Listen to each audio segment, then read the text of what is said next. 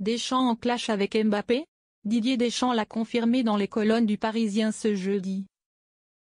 Kylian Mbappé sera bien de retour en équipe de France en mars prochain, brassard au bras. S'il a affirmé que tout était réglé entre les deux, Jérôme Rotten lui, affirme que le sélectionneur français connaît des tensions avec son capitaine, qu'il surprotège à outrance. Après 2 rassemblements manqués, l'attaquant du Real Madrid et capitaine des Bleus sera de retour en équipe de France en mars prochain. Le retour de Kylian Mbappé en sélection se précise.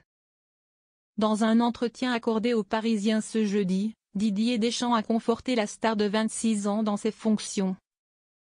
Et a également affirmé qu'il n'y avait pas de tension entre les deux hommes.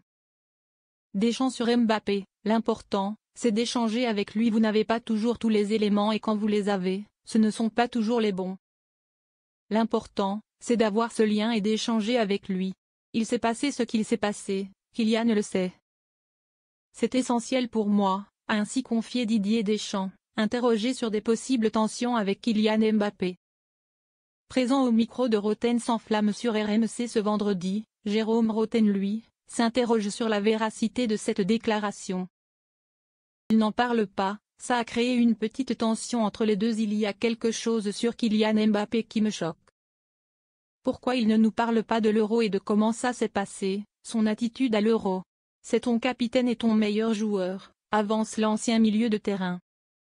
Pourquoi il ne voulait pas venir en septembre et que tu l'as forcé? Pourquoi il t'a recadré devant tout le groupe après la défaite contre l'Italie tactiquement? Il n'en parle pas. Deschamps l'a protégé pour le rassemblement d'octobre, on peut comprendre vu qu'il revenait de blessure.